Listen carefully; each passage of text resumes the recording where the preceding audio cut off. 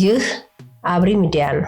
አብሪ ሚዲያ አንድነትና ፍቅርን በማጎልበት ሰላምና እድገትን በማስፈን ረገድ የበኩሉን አስተዋጽኦ ለማበርከት የሚሰራ ሚዲያ ነው።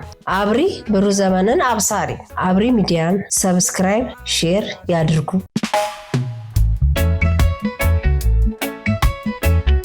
ሰላም ጤና ይስጥልኝ። የአብሪ ሚዲያ አድማጭ ተመልካቾቻችን እንደምን አላችሁ? ሰላም በያላችሁበት ስፍራ ሁሉ፣ ሰላም ለህዝባችን፣ ለዓለም፣ ለሀገራችን፣ በሁሉም ስፍራ ለሁሉም እያልኩ የዛሬ ፕሮግራሜን አስተዋውቃለሁ። የዛሬ ፕሮግራሜ እንደምትመለከቱት በዚህ በርዕሱ ላይ እንዳያችሁት የግብፅ ፀሐይ እየጠለቀች የኢትዮጵያ ፀሐይ እየደመቀች የሚለውን ርዕስ እንመለከታለን። በማሳያ ማለት ነው። እንዴት የኢትዮጵያ ፀሐይ ደመቀች፣ እንዴት የግብፅ ፀሐይ ጠለቀች እናያለን። የት ነው? በአፍሪካ ቀንድ እና ይሄንን እንግዲህ እንደምታውቁት ሁላችሁም ግብፅ በተለያዩ የኢትዮጵያ ጎረቤት የሆኑ አገራት እየዞረች እንደ ጦስ ዶሮ ዙሪያችንን እየሄደች ወታደራዊ ስምምነት እየተፈራረመች የጦር ሰፈር መገንቢያ ቦታ እየወሰደች ይሄን አደርግላቸዋለሁ፣ በኢኮኖሚ ደጉማቸዋለሁ፣ አሳድጋቸዋለሁ፣ ውሃ አውጣላቸዋለሁ፣ እንደዚህ አይነት ቴክኖሎጂ እንድትቀዳጁ አደርጋለሁ እያለች ከተለያዩ ሀገሮች ጋር ስምምነት አድርጋ ኢትዮጵያን ለማዳከም ኢትዮጵያን ለመክበብ ስትንቀሳቀስ መቆየቷ ይታወቃል። እንደውም በቃ ኢትዮጵያን ከብቤ ጨርሻለሁ ብላ የፎከረችበትም ጊዜ ያለ ሁላችንም እንደምናውቀው።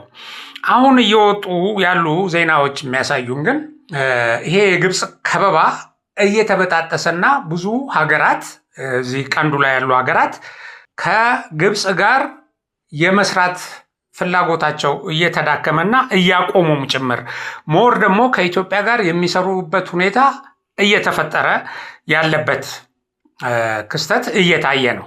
እንግዲህ አንደኛው በትናንትና ዕለት እንደተከሰተው ዘሱዳን ታይምስ የጻፈው ደቡብ ሱዳን የግብፅ ወታደራዊ ሰፈር እንዲዘጋ አዛለች።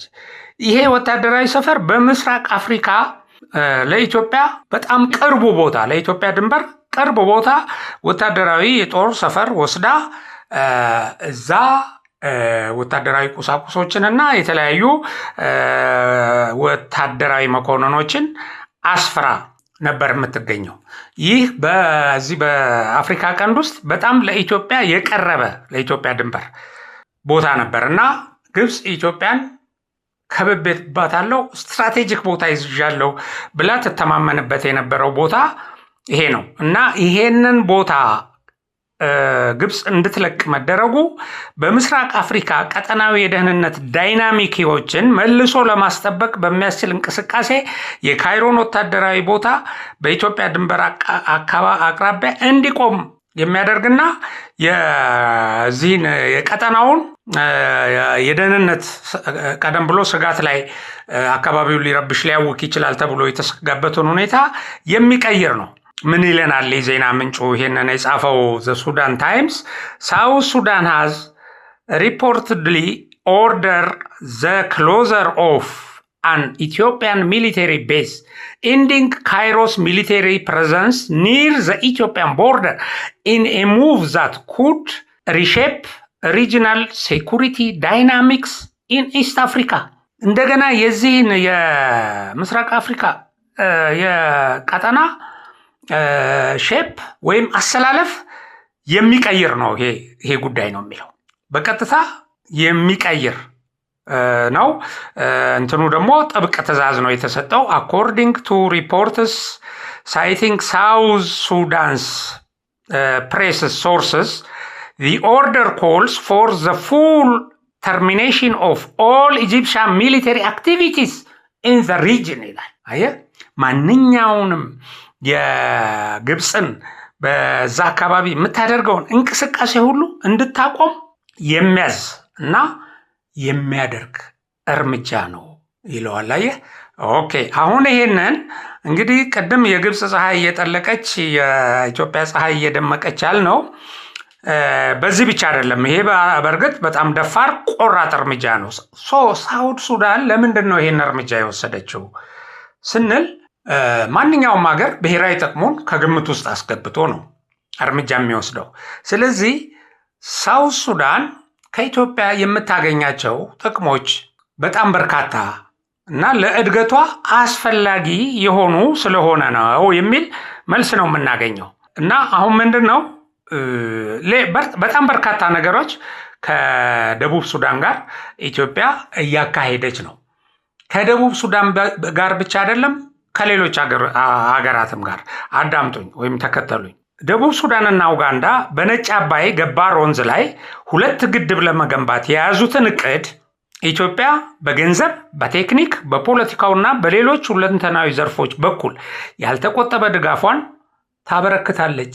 ኢትዮጵያ 2 ግድብ ለመስራት ሁለቱ ሀገራት ፍላጎት አላቸው፣ ኡጋንዳና ደቡብ ሱዳን። ይሄ ደግሞ ትልቁ የግብፅ ራስ ምታትና ግብፅ በፍጹም እንዲሆን የማትፈልገው ተግባር ነው እና አሁን ኢትዮጵያ ይሄንን በቴክኒክ እና በገንዘብ እየደገፈች ሲሆን የህዳሴ ግድቡን ጨምሮ በተለያዩ የኃይል ማመንጫ ፕሮጀክቶች የሰሩ ባለሙያዎች አንድ ጠንካራ ማህበር እንዲመሰረቱ ከተሰጠው አቅጣጫ ጀርባ ያለው አንደኛው ሚስጥር ይሄ ነው። አየህ፣ ህዳሴ ግድብ የሰሩትን እንትኖች የግንባታ ተግባሩን ያካሄዱትን አንድ ጠንካራ ማህበር እንዲመሰረቱ አድርጋለች ኢትዮጵያ።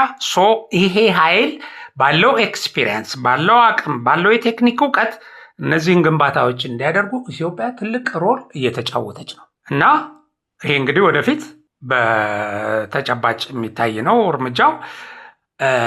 በዚህ ውስጥ የኢትዮጵያ ሚና ስላለ ሳውት ሱዳን ደግሞ ይሄንን ግድብ ስለምትፈልገው፣ ግብፅ ደግሞ ይሄ ግድብ እውን እንዲሆን ስለማትፈልግ፣ ስለዚህ እዛ ጋ ቁጭ ብላ ወታደራዊ ቤዝ መስርታ የደቡብ ሱዳንን እቅድ ልታደናቅፍ ነው ወይስ ልትደግፍ? ስለዚህ እቅዷን የሚደግፍ እቅዷን በቴክኒክ በገንዘብ የሚረዳ ኢትዮጵያ ያለች እቅዷን የሚያጨነግፍ ኃይልን ለምንድን ነው በአካባቢው የምታስቀምጠው? ባይዘወይ ትልቅ እርምጃ፣ ምክንያታዊ የሆነ እርምጃ ደግሞ የተጠና እርምጃ ነው።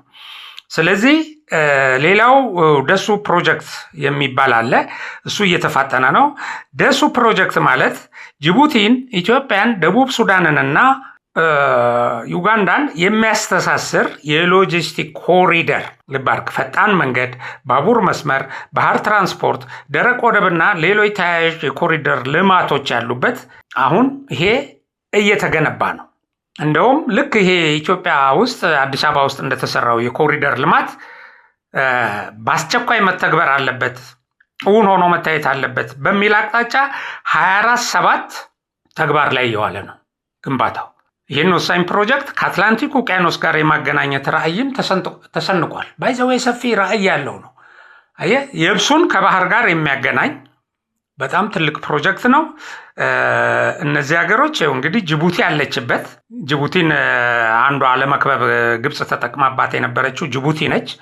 ስለዚህ ግን ጅቡቲ እዚህ ውስጥ አለ። ጅቡቲ ይሄ ኢንተረስት፣ ይሄ ነገር ተግባራዊ ሲሆን ምን ያህል ተጠቃሚ እንደምትሆን ግልጽ ስለሆነ አሁን ከግብፅ ይልቅ ከኢትዮጵያ ጋር እንድትተባበር፣ ህልውናዋንም ከኢትዮጵያ ጋር እንድታስተሳሰር ያደርጋታል። ይሄ ለወደብ የምንከፍለው ኪራይ፣ የተለያዩ ነገሮች፣ ከኢትዮጵያ የሚሄደው ውሃ፣ አትክልት የመሳሰሉት ነገሮች ሰጥቶ በመቀበል መርህ የምትጠቀመው ጥቅም እንዳለ ሆኖ በምንም ሚዛን ግብፅ ይሄንን ኢትዮጵያን ተክታ ልታደርግላት አትችልም። እያንዳንዱ ሀገር ለህልውናዋ ነው። ስለዚህ ይሄንን ፕሮጀክት ግን ግብጾች በቀን አይመለከቱትም፣ ግን ወደዱም ጣሉም እየተተገበረ እና በፍጥነት እየተሰራ ነው የሚገኘው። ሌላው እንግዲህ በኢትዮጵያ ፋይናንስ አቅራቢነት ወይም አበዳሪነት የሚገነባው ኢትዮጵያን ከደቡብ ሱዳን የሚያገናኘው የአስፋልት ኮንክሪት መንገድ ግንባታ፣ ይሄም ወደ ግንባታ ማለት ስራው ተጀምሯል እና ይሄ ወደ ግንባታ ምዕራፍ የገባ ነው። ስለዚህ ይሄንን ሁሉ ጥቅም ከግምት ውስጥ ታስገባለች እና ኢትዮጵያ ይሄን በመስጠት ነው የነዚህን ሀገር ስሜት እና ፍላጎት የማረከችው። እና ሌላው በመጪው ማክሰኞ በሚከናወነው የኡጋንዳ ፕሬዝዳንት ዮዌሪ ሙሴቬኒ በዓለ ሲመት ላይ እንግዲህ የኢትዮጵያ የልዑካን ቡድን እዛ ይገኛል። የተለያዩ ስምምነቶችን እንደሚፈራረሙና እስከዛሬ የተደረጉ እና የተጀመሩ ስራዎችንም እንደሚገመግም ይገለጻል። እንግዲህ በኢትዮጵያ ላይ የጥፋት ሴራ ለመዘርጋት የተባበሩ ሀገራት በተለይ ግብፅ ዋነኛው አስተባባሪ ነች። በዚህ መሰረት ፀሐይዋ እየጠለቀ ነው እና አስመራ፣ ካይሮ፣ አንካራ ያው ሲራወጡ የነበሩት የተለያዩ እንትኖች አመራሮች አሁን ይሄ የኢትዮጵያ ተፈላጊነትና አስፈላጊነት ከኢትዮጵያ የሚገኘው ጥቅም ይሄንን ግምት ውስጥ እያስገቡ ከዚህ በፊት ከግብፅ ጋር የፈጸሟቸው ስምምነቶች ካሉ እንደገና እንዲያዩዋቸው ያደርጋሉ። እንደገና እንዲመለከቷቸው ይገደዳሉ፣ ለራሳቸው ጥቅም ሲሉ ማለት ነው። እንግዲህ አንደኛው ይሄ ነው። እነዚህ ሁሉ ነገሮች የግብፅን በአፍሪካ ቀንድ የፀሐይዋን መጥለቅ፣ የኢትዮጵያን ደግሞ ፀሐይዋን መድመቅ ነው የሚያሳዩን። አሁን ባለፈው እንግዲህ ትናንትና ሰርተናል። እንደው ዝም ብሎ እሱን ለማስታወስ ያህል ኢትዮጵያ ልትወር ሱዳን እንደዚህ ሆነች፣ ግብፅ ደግሞ አስፈራራች። ግብፅ ወታደራዊ ሰፈር እንግዲህ በጣም ያላት ልክ የራሷን የካይሮን ያህል የምትጠቀመው ሱዳን ውስጥ ነው። ሱዳን ውስጥ ከፍተኛ ወታደራዊ እንቅስቃሴ እያደረገች ነው። ነገር ግን አሁን ሱዳን በኢትዮጵያ ድሮን ተጠቃች በሚል በሐሰት ዜና ከሱዳን ጋር አብሬ ቆማለሁ እንደዚህ። እሷ ግን ሱዳን ውስጥ ባልተገባ ሁኔታ ወታደራዊ እንቅስቃሴ እያደረገች ማለት ነው። ኢትዮጵያ እጇን ሰብስባ ሀገሯ ውስጥ የተቀመጠችውን ሀገር ለመክሰስ ትፈልጋለች እና የኛዎቹም ግብፅ ኢትዮጵያን ልታጠቃ ሱዳን ውስጥ እንደዚህ ወታደራዊ እንቅስቃሴ እያደረገች ነው የሚለው አይደለም የሚያማቸው። ኢትዮጵያ ሱዳንን መታች። አሁን ሱዳን ደግሞ የኢትዮጵያ ድንበር ላይ ሰፈረች፣ ውጊያ ልትከፍት ነው። የኢትዮጵያ ድንበር ላይ የሰፈረው የሱዳን ጦር ዋጋውን እያገኘ ነው፣ እዛ ባለው የፈጥኖ ደራሹ ኃይል ማለት ነው። እሺ ይሄ እያለው ወደ ሁለተኛው ርዕስ እገባለሁ። ይሄ እስራኤልና አሜሪካ ከኤርትራ መንግስት ወይም ከሻዕቢያ መንግስት ከኢሳያስ አፈወርቂ ጋር አንዳንድ ስምምነት ለማድረግ ወደ አካባቢው እንደሚያመሩ ከተገለጸበት ጊዜ ጀምሮ አሜሪካም በኤርትራ ላይ ያለውን ማዕቀብ ልታነሳላት ነው የሚል መረጃ እየተሰራጨ ባለበት ወቅት ከሌሎች ዓለም አቀፍ ተንታኞች ውጭ ያሉ በደሳለኝና በመሰለኝ የሚጽፉ የራሳቸውን ፍላጎት ጭምር የሚያሰፍሩ ኢትዮጵያውያኖች ስመ ኢትዮጵያውያኖች ማለት ነው፣ ያው ተላላኪ ናቸው። እነሱ ተነስተው በቃ አሜሪካ መጣችላት፣ የኢትዮጵያ ነገር አለቀ፣ እስራኤልን መጣችላት፣ ከዚህ በኋላ ቀይ ባህር ላይ ወደብ አገኛለሁ የምትለው ነገር ከንቱ ቀረ፣ በቃ ምናምን አሜሪካ ዋጋውን ይሰጣታል እያሉ እየፎከሩ እያቅራሩ ነው። እውን ግን አሜሪካ ከኢትዮጵያ በላይ የኤርትራ ጉዳይ ያሳስባታል? ከኤርትራ ጋር ወዳጅነት ማጠናከርን ትሻለችን? ከኢትዮጵያ በላይ ኤርትራስ ከኢትዮጵያ በላይ ታስፈልጋታለች? ለእስራኤልስ? እነዚህ ሁለት ሀገሮች እኮ ኢትዮጵያ የባህር በር ያስፈልጋታል ብለው እኮ አቋማቸውን የገለጹ ናቸው። ስለዚህ በኃይል አይሁን በዲፕሎማሲ በህግ ነው ያሉት። ስለዚህ እነዚህ ኢትዮጵያ በዲፕሎማሲና በህግ የባህር በር ታገኝ የሚል አቋም ያላቸው ትልልቅ መንግስታት ወደ ቀጠናው መምጣት ያንን ኢትዮጵያ በሰላም የባህር በር እንድታገኝ ያላቸውን አቋም ተግባራዊ ለማድረግ ይሰራሉ ነው የሚሉት ትክክለኛ በመስኩ የተሰለፉ ተንታኞች።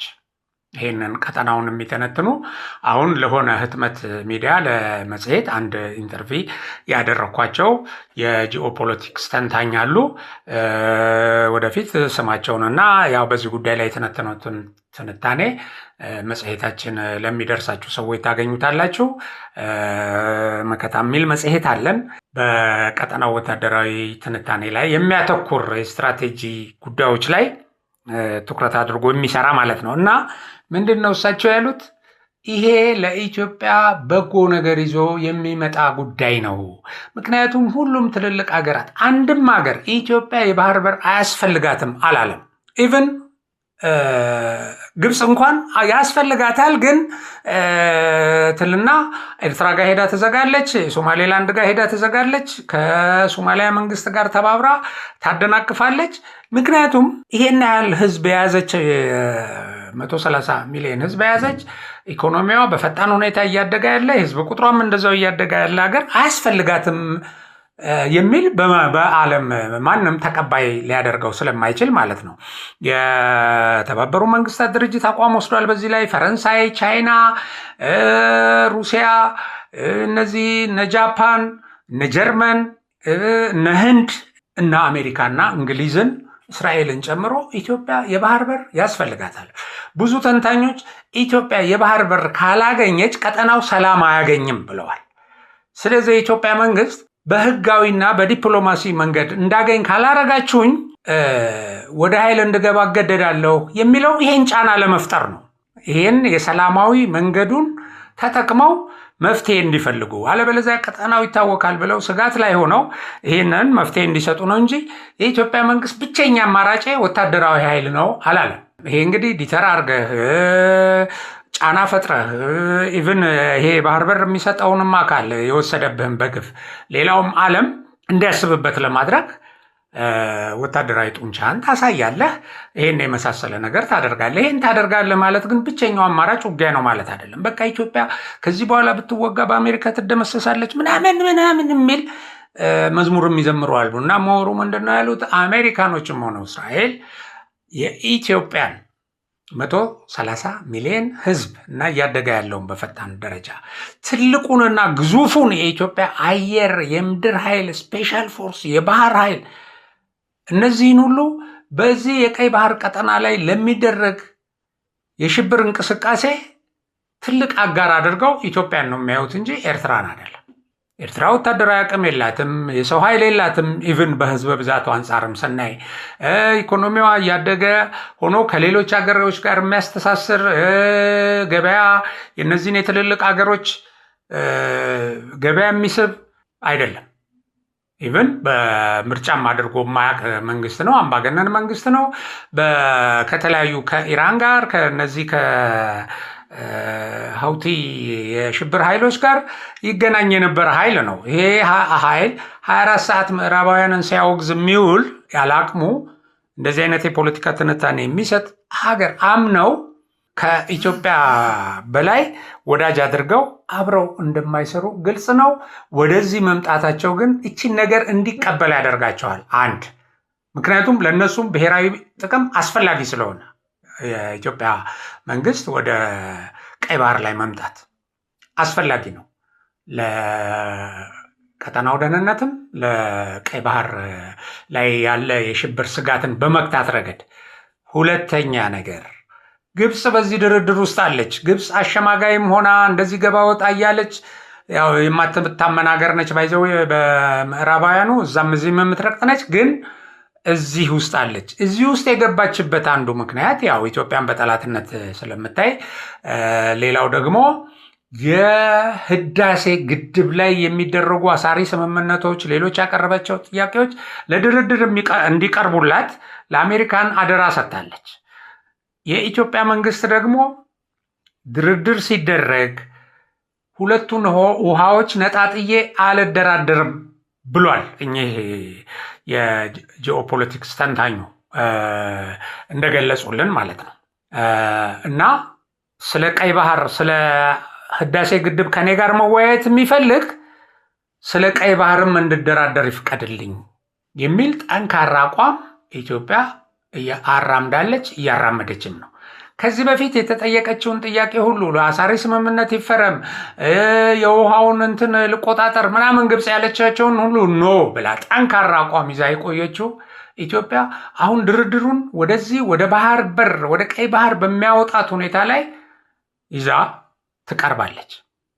ስለዚህ ድርድር በሰጥቶ መቀበል መርህ ነው የሚሆነው። ይሄ የኢትዮጵያ አቋም ይሄን የሰጥቶ መቀበል መርህ እውን እንዲሆን ያደርጋል።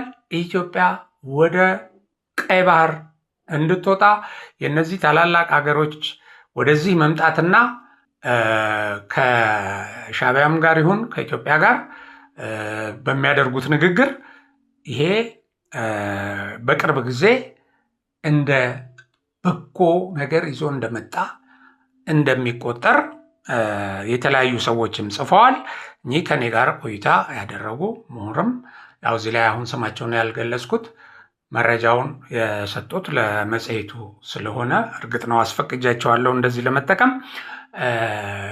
በዛን ጊዜ እናየዋለን በስፋት በጣም ብዙ ነገር ባይዘው ይሄ የደቡብ ሱዳን ጉዳይ ወደ እንደዚህ አይነት እርምጃ ሊወስዱ እንደሚችሉ ይህንን ግብፅን የማባረር እርምጃ እንደሚወስዱ ቀደም ብለው ከሳምንት በፊት ነው የቃለ ምልልስ ያደረግነው እና በዛ ላይ ይሄንን ገልጸዋል። እንዳለች እቺ እሳቸው የገለጿት ነገር በዚህ ምክንያት ያሏት አሁን በዝርዝር እውን ሆና ስላየው በጣም ገርሞኛል። ምክንያቱም በደሳለኝና በመሰለኝ አይደለማ ምሁራን የሚተነትኑት በተጨባጭ ነገር ላይ ተመስርተው ነው። የግብፅ ፀሐይ በአፍሪካ ቀንድ እየጠለቀች የኢትዮጵያ እየደመቀች እናም ደግሞ የአሜሪካኖች ወደ ቀይ ባህር ወደ ባብኤል መንደብ ወደ ኤርትራ መምጣታቸው ለኢትዮጵያ ሌሎች ሟርተኞች እንደሚሉት አፍራሽ ነገር ሳይሆን ይዞ የሚመጣው በጎ ነገርን ነው። ስለዚህ በጎ ነገራችንን በቅርቡ እንደምናገኝ ተስፋ ይደረጋል። ኢትዮጵያ የተስፋ ምድር ነች። ስለዚህ ይሄንን ለማየት ልጆቻችንም እኛም ያብቃን እላለሁ። ሟርተኞች ከሟርታችሁ ውጡ፣ ለሀገራችሁ ቀና አስቡ እያልኩ የዛሬውን ፕሮግራሜን በዚሁ አበቃለሁ። በሌላ ፕሮግራም እስከምንገናኝ ደህና ሁኑልኝ። አብሪ ሚዲያ ሰብስክራይብ፣ ሼር፣ ላይክ ማድረጋችሁን እንዳትረሱ። ሰላም።